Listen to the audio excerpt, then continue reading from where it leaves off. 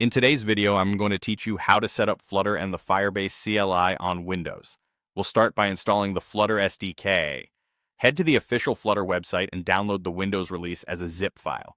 Extract it to a simple path like C+src/flutter to avoid permission issues. Next, add C+src/flutter/bin to your system path so you can run Flutter from any terminal.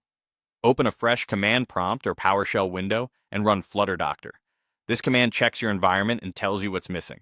If you see any issues, keep it open. We'll address most of them as we go. Now let's pick a code editor. You can use Android Studio or Visual Studio Code. In Android Studio, open the plugins marketplace and install the Flutter and Dart plugins, then restart the editor. In VS Code, install the Flutter and Dart extensions from the extensions panel. Both options give you code completion, debugging, and easy commands like Flutter, new project. If you're new, VS Code is lightweight and fast. Android Studio is great if you're focusing on Android development.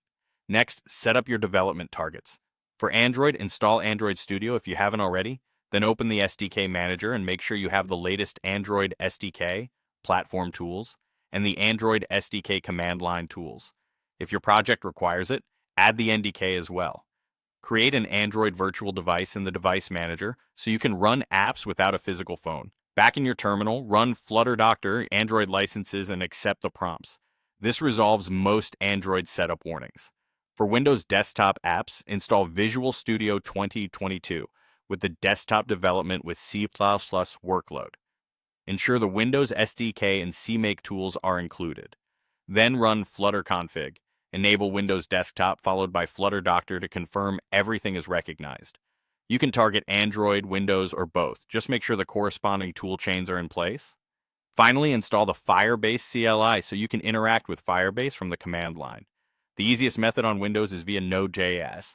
Install the LTS version of Node.js if you don't have it, then open a new terminal and run npm install ig Firebase tools.